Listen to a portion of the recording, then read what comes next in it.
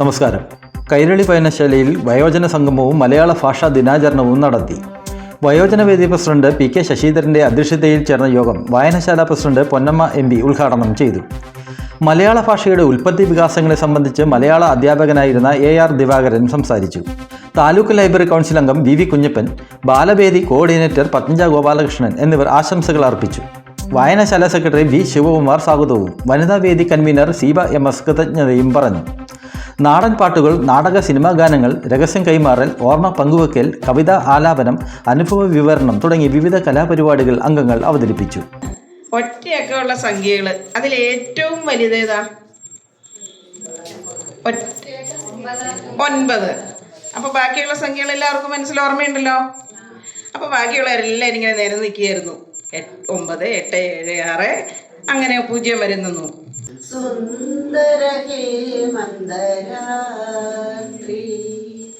എന്നതിന്മാറിലെ വനമാലയിലെ മന്ദാരമലയിതളിലുറങ്ങും കണ്ണത പോവൻ കന്യകി ആരുടെയനുരാഗ സ്വകാര്യം വരുന്നുണ്ട് കേട്ടോ. എല്ലാവരും ചെവിയോട്ടിരുന്നോണം. എന്താണ് കേട്ടത് അതാണ്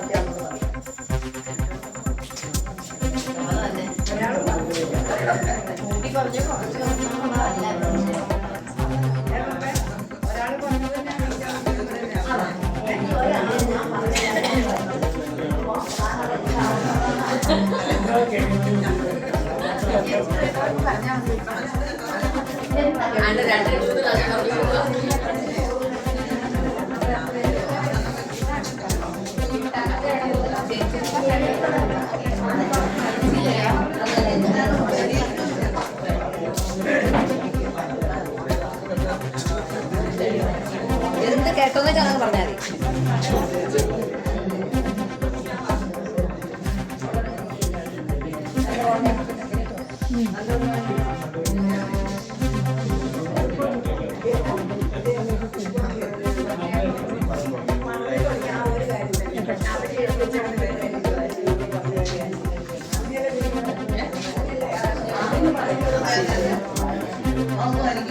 എന്താ കേട്ടോ അത്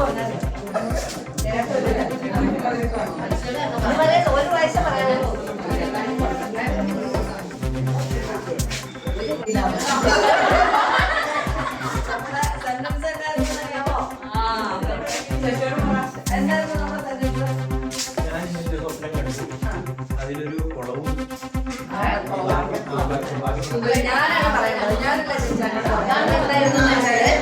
ഞാൻ ഇന്നലെ ഒരു സ്വപ്നം കണ്ടു. ആ സ്വപ്നത്തിൽ ഒരു സുന്ദരിയും ആമ്പൽക്കുളവും ഉണ്ടായിരുന്നു എന്നാണ് പറഞ്ഞു വിട്ടത്.